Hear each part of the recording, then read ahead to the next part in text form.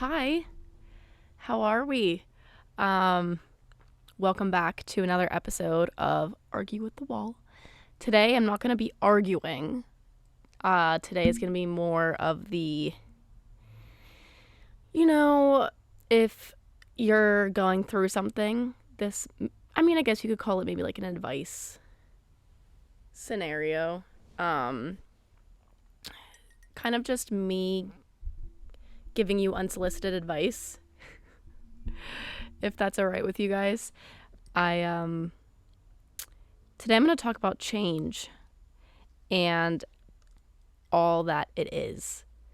So whatever comes with that is what's going to be discussed today, basically. I kind of honestly had a little bit of a mental breakdown today because I was freaking out about graduating college, and I've been kind of in denial and avoiding it and actually letting it sink in for quite a while. And it's hitting me, and that's kind of what inspired me to talk about today's discussion. And it's there's so many different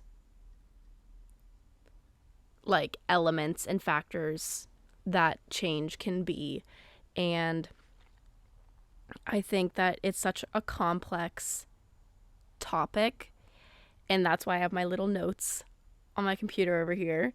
And I do want to side note, I wanted to tell you guys this, and I don't know why I did, but as I was getting ready to sit down and talk to you guys right now, I was making tea and I was eating day-old Brussels sprouts I made yesterday, cold, by the way, fresh out of the fridge. Honestly, I like them better like that. They were just squishy enough. They were still marinating in all of their spices and seasonings, and I highly recommend it. So I just wanted to let you guys know that. I ate quite a bit, so if you hear me tooting, please ignore it. Or if I shit myself, just ignore that one as well. So there's different types of change. There's different types, so I categorize them into two different categories. And I know it's not just two categories, but this is like me simplifying it so that everyone can kind of get a grasp on where I'm coming from. So there's temporary and permanent changes.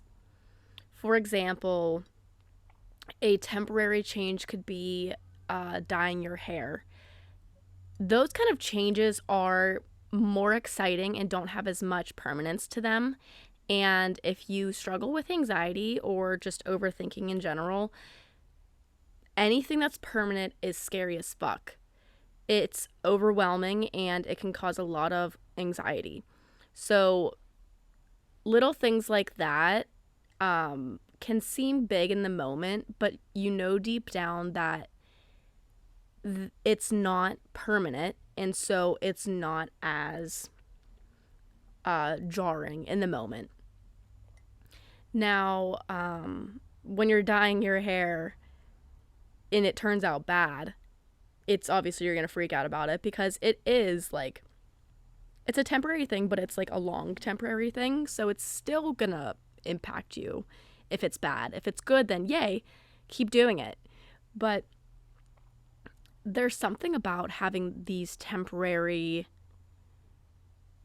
changes that have such a wide variety of anxiety to them, like what can cause it. For example, that hair change is temporary in the grand scheme of things, but friends can also be temporary, and so can boyfriends and girlfriends. Those can all be temporary, but they're on a different level of temporary. That's why it's such a complex thing to try to break down. So you have like that kind of more exciting, minuscule change that's temporary, and then you have your bigger permanent changes. Actually, let's keep going with the temporary, but the ones that maybe have a bigger impact. So you have your environment. Your environment can be permanent. It can be. But in terms of change, obviously, like, that's something that it's not permanent. Now, this can be either in regard to you moving out of your childhood home, like you're still in high school, you're moving with your family, and you have to leave all your friends. That's a whole nother can of worms to open that I'll get into. But that's just an example of one of those. You graduating high school and going to college, and you're moving into a dorm. That's a new environment change. That's a huge environment change. And that, like, when you spend so much of your time in one space for so long, you just develop this comfort and reliability to that environment. And so as soon as that is pulled out of, like, from under you, it can be extremely, it can trigger a lot of anxiety. And that's a completely normal thing to feel. And I'm going to say that a lot because throughout this episode, because whatever change makes you feel is just your natural response to it. If you love change, then honestly, that's awesome. But I know for a lot of people, me included, change can be an extremely scary and anxiety-filled thing. And it's not fun. And I struggled many years with change, and it was the root of my anxiety. So environmental changes, it kind of goes along with maybe even career changes too. So, for example, me graduating college in December, which is 2 months away, actually less than. And that still hasn't fully hit yet, but it's starting to. I don't know exactly, like I said, what I'm doing yet, but I know that there's probably going to be some environmental change. I don't know if I'm staying here until my lease is up. I don't know if I'm moving after I graduate. I don't know if I'm moving back home. Ideally, in terms of lowering anxiety, moving back home would be nice, or just staying here. But in reality, I'm not going to just stay here forever. I'm not going to live at home forever. So I'm eventually going to change environments and go to somewhere completely new. And it's exciting, and you're allowed to feel excited about it, but it's also still scary because there's all these what ifs that come up when you're changing your environment. What if I can't make any friends? What if I financially something happens and I can't support myself anymore? What happens? What if I lose my job that I'm moving across the country to go to for? What if I my mind goes to the extremities, like what if I die on the plane to my new environment I'm going to? Like, it's things like that just, they're not productive. And you have to call it out and be like, this is just my anxiety, and I don't know if any of this is going to happen, so there's no point in wasting this energy. I'm going to take this energy that I'm spending spiraling in my own head, and I'm going to spend it, with my friends while I still have them right down the street. I'm going to, plan for things that I know are going to happen. So, if you need to book plane tickets or pack, and things that you can schedule and you actually have control over. That's literally the overarching thing about this episode and change in general, is that 9 times out of 10 you can't control change. You have no control over I don't know, you don't have any control over life and death. And I know it's morbid, but it's just the reality of it. Once you become comfortable with the reality of things, you know, change isn't as scary, and it doesn't, you know, it's not as frightening. And changing environments can still be temporary, but again, like I said with like the friendship example, it can still be a long-term thing. You can live in the same spot for a long time. And one thing that gets me kind of it calms me down a little bit when it comes to big changes like graduating and moving, is all of the opportunities that are going to come with it, the good ones. So meeting new people, getting connections, how it's going to further my career, how it's going to, you know, benefit me in the long run, not how it's negatively impacting me right now. And it's really important to stay grounded and stay in the moment of, okay, this is happening.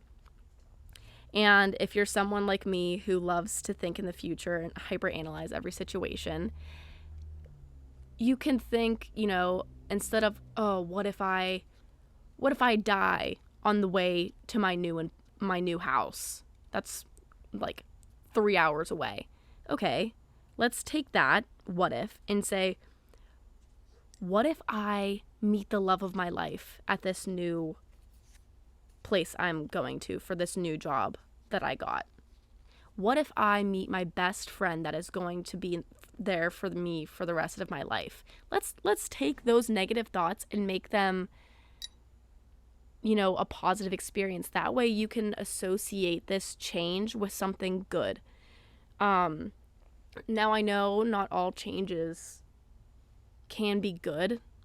So, you know, losing someone that you were close to, or just in general that you knew, is a change that is permanent. And so, those are the hardest ones to deal with, because you know they're not coming back, and everything changes when you lose a family member, for example. You have to reconfigure your normal daily life and figure out how you're going to do that without them in it. And it's extremely hard. The grieving process is like beyond my advice, because I haven't lost that many people in my life, thankfully. But that's like, if you're going through that right now, like a grieving process, like from a death, that's maybe talk to a therapist about that one, or if you don't want to do that, talking to, you know, other family members that are going through the same thing, like they lost that family member as well. Like leaning on each other is an extremely healthy thing to do, and just talking about it with them. But when dealing with a permanent change that's inherently negative, that you can't really make a good out of, like I said, the only thing you can really do is just talk about it and reflect on all the good that happened, all the good memories you have with that person. But you also have to let yourself feel those feelings that are from that change. So, you know, letting yourself feel sad, letting yourself cry, maybe even being mad. I know that sometimes people resort to feeling angry, like, why, like, how could you leave me? How could you do this? But again, that's just a normal process of grieving and feeling that extreme change. My tea might be still really hot. I'm scared to burn my lips. Okay, no, it's fine. But then there's those permanent changes that can be good. So, like, you know, your sibling having a kid. Congrats. Get off of me, bug. Congrats, you're an aunt or you're an uncle now. Awesome for you. That's really cool stuff. Now, a new life could also mean you get a dog. Now, I know those are temporary, and I don't want to talk about that part, but that's a new change that is exciting. And so that's what I mean when I say that these changes can be so black and white. They can be really good, and they can be absolutely just heartbreaking. And there's no formula on how to deal with these changes and how to properly react. Now, obviously, if you have a huge change that you're going through, don't resort to violence. That's not good. That's definitely not in the how to react. But what I mean is kind of just feeling those feelings and talking it out. If you don't have anyone to talk to yourself. Write it down in a journal. Guys, when I tell you I talk to myself all day, every day, I mean it. And I still do it around people because I'm just so used to just talking to an empty apartment. And I have an episode on being alone, and that kind of also goes along with change as well.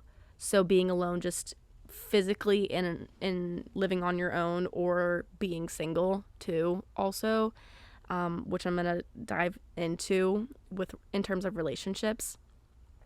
But yeah, you can listen to that too, and I kind of touch on change and things you can and can't control. But for another change that can be exciting but also extremely scary, I kind of talked about earlier, is career changes. I have yet to experience this because, I mean, I've had my fair share of part-time jobs growing up, but in terms of actual career, I don't know. I can't say too much on that one because I'm actually experiencing it right now. But I just know that when there's a career change, there's typically going to be maybe a environmental change, and I know what environmental changes are like. So I just assume that career changes are filled with even more anxiety because it's the environmental anxiety and then career anxiety. And there's just so much that comes with it that it's so hard to I don't know, to really digest it. And it's completely normal to feel overwhelmed and almost out of place, and maybe it might feel like you're drowning, honestly, because you're thinking so much in your head about these what ifs that dealing with this change feels near impossible. And I could tell you that it is possible, and a way to not feel that way anymore is by having those, positive thinking what ifs and making it more into a positive experience. Another type of change is changes in relationships. So that could be a friendship relationship, a family relationship, or a romantic relationship. So in terms of friendship relationships, when I fully believe that people come in your life for a reason and they leave for a reason. People come to provide something for you, whether that be a lesson or maybe a service. I don't know. That sounds weird.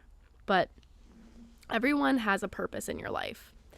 And sometimes those people are just friends. They're not, lovers.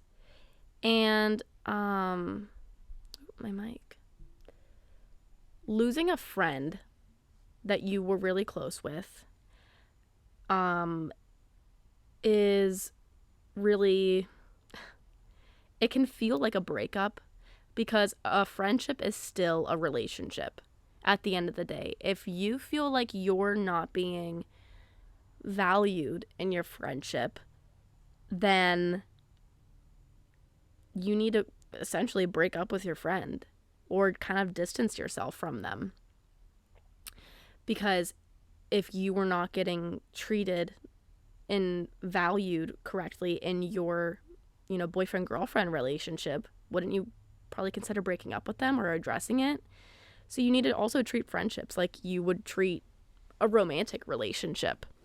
Now, making new friends is one of my favorite things in the whole world.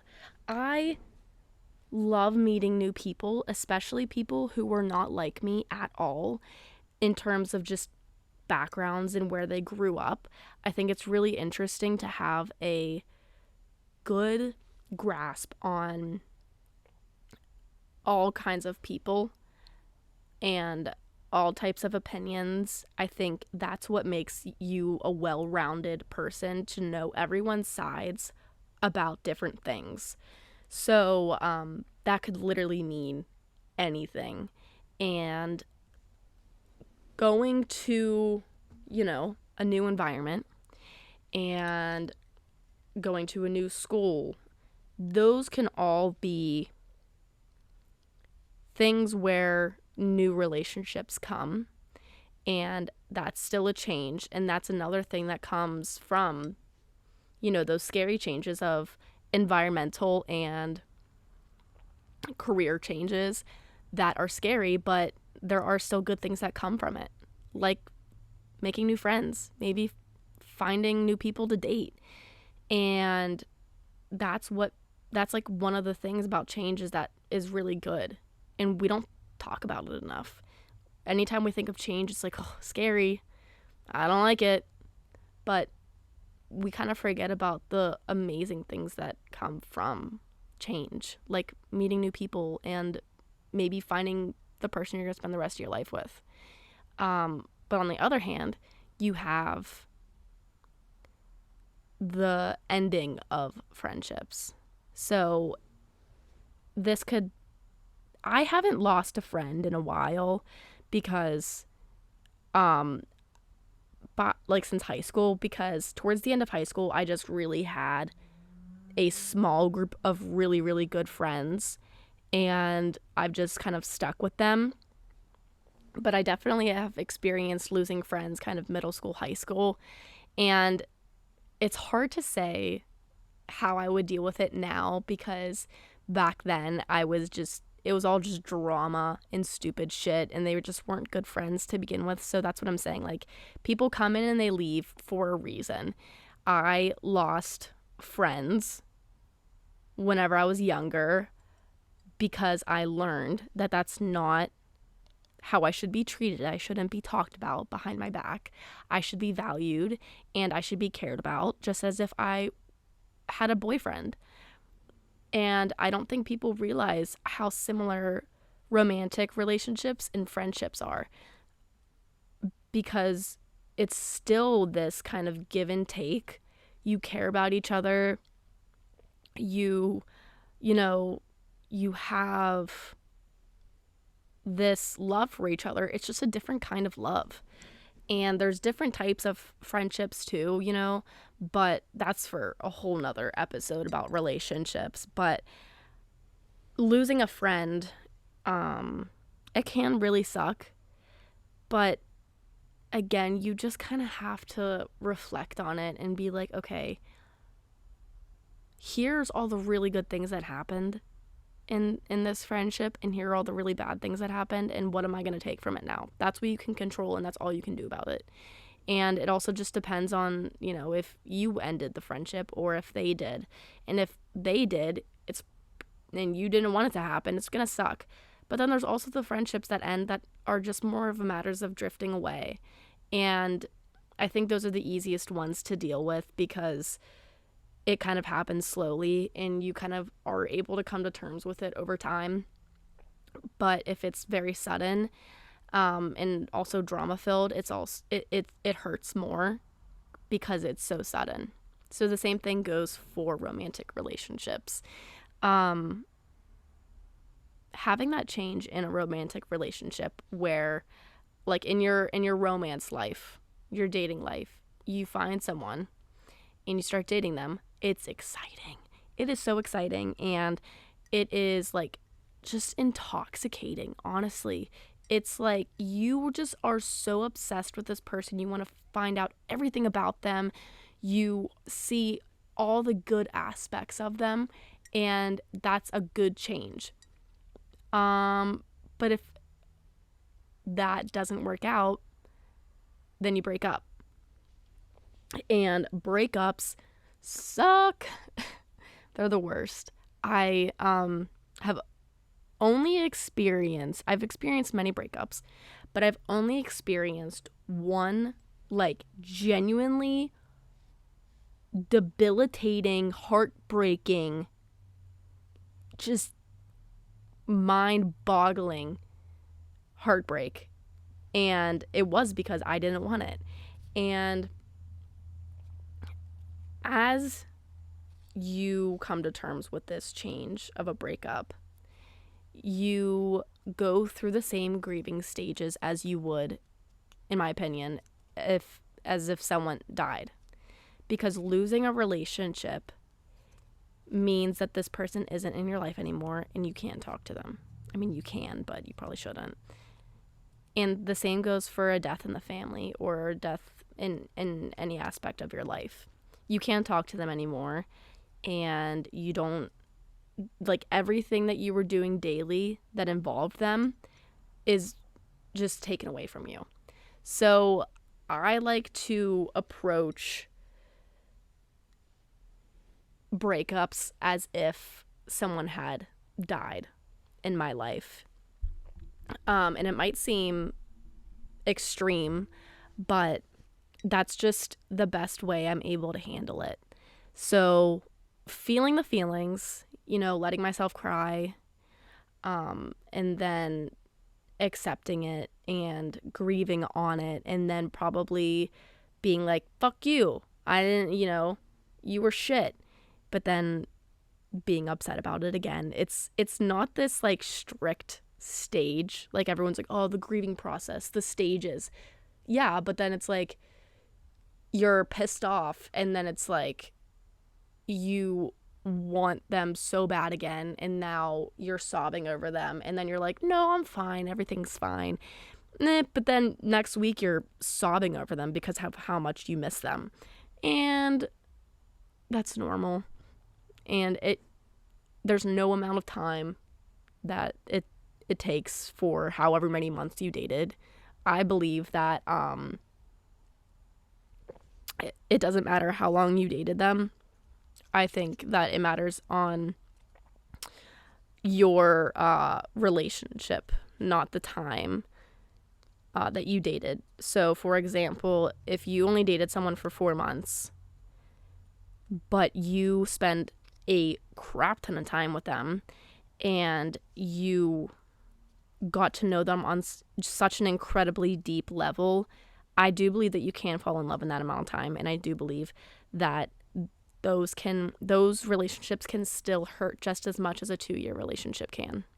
Now, that's a hot take, because some people think that, the amount of time that you dated defines, like, how bad the breakup can hurt.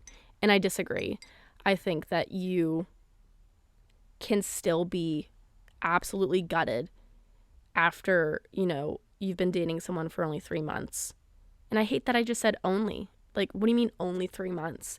You could still be, absolutely, head over heels for someone in 3 months, and you could still be heartbroken after 3 months. It's such a complex thing, and you can easily be in love with someone in that amount of time. I think that everyone loves differently, and I think that losing someone and having that change is a reaction that is different for everyone. So if you're going through a breakup and there's like it's that huge change where you don't see them anymore, you don't speak to them anymore. But then when you do see them and you see them with someone else, there's that immediate change again where it's like, okay, I was dealing with this breakup of, you know, who I thought this person was and all the good memories, but now I see this person with someone who's essentially replaced you. There's a whole nother change that you have to deal with. It's now the change of who you thought that they were and how you're going to deal with that. So if you see, you know, someone you're still getting over from a breakup and you see them with someone else, it's this new image of them that you have in your head that you now have to implement in your grieving process. And that can be also extremely difficult to deal with because of that change. And I don't think that we talk about it enough, in the sense that going through a bad breakup can feel like the person you lost died. And it's I just really don't think it's talked about enough. But yeah, those breakups can be really hard in terms of just changing your daily routine, especially if you lived with this person. I don't know. That's something I haven't experienced, but I can't imagine how that would be. And then there's family changes. I mentioned kind of like death in the family, but there's other family changes that can also be permanent. So, divorce, permanent, unless they get back together and get remarried, but divorce is permanent. And my parents got divorced whenever I was young, and it took me an extremely long time to accept it and to be okay with it, like a long time. And like I mentioned earlier, there's no standard amount of time that is like, all right, 5 years is up, you're good, you should be over it by now. Or you are going through a breakup with someone you dated for a month, and 5 months later you're still getting over them, and people are like, you only dated for a month, you know, you should probably be over them by now. Like, come on. No, there's no amount of time. Who made up these rules? There's no specific amount of time that I need to be boxed into that lets me know, okay, yeah, I should be done grieving and being sad by now. No. Who made these rules? They're so dumb. It's like, if I need 3 years to get over someone I dated for a year, so fucking be it. You know, it's all about how you cope with it and how you deal with it. And that is different for every single person. Some people never deal with it. And personally, I think that is not healthy. But I also have no control or ability over how anyone reacts to any situation ever. So that's that one's person to person. Then there's, you know, the good changes in family relationships. Like if you get, you know, a brother-in-law or a sister-in-law, well, that also depends on if you like them. But in general, it should be a good thing. It should be a happy thing, because now you get a new sister or brother. And there's also, like if, in terms of divorce, if your parent remarries, then you get step siblings. And that can also be really fun too, but it can also be, you know, really hectic. Because if any of you have dealt with having divorced parents and then having step siblings, it can be difficult to deal with because now you have one or multiple people who you have to quote unquote share your mom or dad with. And that was something that I struggled with because it was like, no, that's my mom. Like, you're not allowed to love my mom. But I was also so young too. So I didn't understand the concept of my other people being allowed to love my mom the way I love my mom. And so it's almost like this territorial thing that you have to deal with now. It's like, no, you have to, you're not your mom's only daughter now. You're not your dad's only daughter now. You have to share them. And that's a really big change too, is having new siblings in your life that you aren't technically, genetically related to. And that can be really hard because that's a permanent thing. And best case scenario, you get along with them and you love them so much. Worst case scenario, you don't like them. And then that's a whole nother thing that you got to deal with. But at the end of the day, it's still a really scary thing, whether or not you like them. And it's just like, I could talk about divorce for a really long time, so I'm not going to. Maybe do another episode on that, but I just have such a close insight on it, and I've dealt with it for so long that I feel like I know a thing or two. Not personally, like I haven't been personally divorced, but I've dealt with the effects of a divorce. So, like I've mentioned, throughout this episode, change can be good. And typically, I'd argue that it is majority of the time good. Now, even in terms of like death, obviously that person dying, not good. It's sad, but that doesn't mean it's inherently bad. It hurts, but just because it hurts doesn't mean that it's bad. So if you lose someone, like they died, it can be good in the sense that, if they were, if they had a disease and they were suffering, like, I know everyone says this, but it's good that they're not suffering anymore. Like, they have peace. They're not, struggling anymore. And it can also be good because sometimes death in the family can bring other family members closer together. Because like I said earlier, you kind of lean on each other in times of grieving, and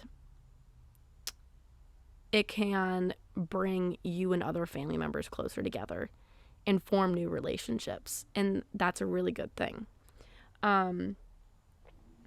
If we never changed and everything was stagnant, we would be such boring people. Nothing would evolve. We wouldn't learn lessons. Every change that happens in your life results in you learning something new. So whether that be you learning how your grieving process benefits you the most, then there's that. Or it could be you learning that's, if it's an ending of a relationship, you learning that, you didn't like the way that you were treated at some points in that relationship. And then now for the future relationships that you know to look out for that and to, not let people treat you that way. And at the end of the day, change is inherently good and we learn things from it. Yes, sometimes the change hurts. Sometimes it's stressful. Sometimes it is full of anxiety. But at the end of the day, it is good. And it all just depends on how you respond to it and what your outlook is on it. Change can mean lack of control.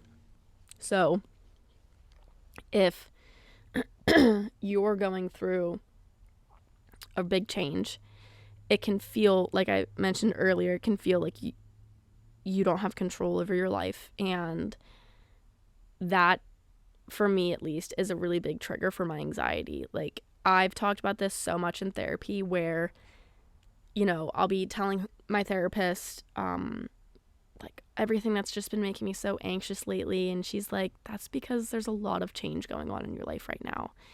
And it can just make you feel so just honestly overwhelmed and scared. And I've talked about this with my friends in regard to me graduating, that there's always these expectations of ourselves and how hard we can be on ourselves, especially women in this society. There's all these expectations that we put on ourselves and other people put on us. And that can add to more of that anxiety from that change. And I'm excited but nervous to see what that college to real life change is like, because I've heard people talk about it before, where it's like the space where you graduate college and just start real life in the workforce is like pure shock. And it's I'm excited to see what that's like. But don't get me wrong, like I don't want to do it, but I don't think I have a choice. I can't just like be in college forever. That would be, I'd be in so much debt. So you kind of just have to go with it, whether or not you like it. Again, like, you don't have control over changes, and you got to just push through. You have to just do it. And it's not going to be fun at first because you're going to be scared, and no one wants to be scared. Unless people who like scary movies, then you want to be scared. And I don't understand you because I hate scary movies. So if you like scary movies and you like to be scared, then maybe you like change. I don't know. Maybe you're weird. Beats me. But what else? Like I think I maybe mentioned this earlier, but when you're feeling out of control because you have, you know, these new changes, you have to look at what you can and can't control. So the way you react to said change is in your control. Are you going to let it put you into a depressive episode? Or are you going to recognize the change and figure out how you're going to, like, what you're going to do from there? So I could sit in my bed and reflect on all of the worries that I have about graduating and just let it eat me away and eventually send me into a depressive episode. Or I can say, okay, yeah, I'm graduating, but so do like probably millions of people every year. They do the same thing and they're all okay too. And so therefore I'm going to be okay because I have really great friends, I have a really great family, and I believe in myself. And then I figure out what the fuck I'm gonna do. And it's gonna be hard. But when has life ever been easy? Probably never. So think about that whenever you're feeling a little anxious. Me every day. But yeah, that's pretty much it for today's episode. I hope you got something from this. I like to do these kind of episodes every once in a while. More like advice-y episodes, because I know I like episodes like that too, where it's just, someone telling me advice that I didn't think I wanted to hear or needed to hear, and now I'm hearing it, and I'm grateful. So hopefully you guys got something from this. This is very therapeutic for me, so this was also very nice for me. Thank you so much for listening. And you can follow the pod on Instagram at Argue with the Wall. You can also subscribe to the YouTube channel if you're watching. And I post new episodes every Tuesday. And yeah, that's pretty much it. My neighbor upstairs is now home and you can hear her. So I'm gonna get out of here. I'm gonna skedaddle. All right, I'll see you guys next week. Bye.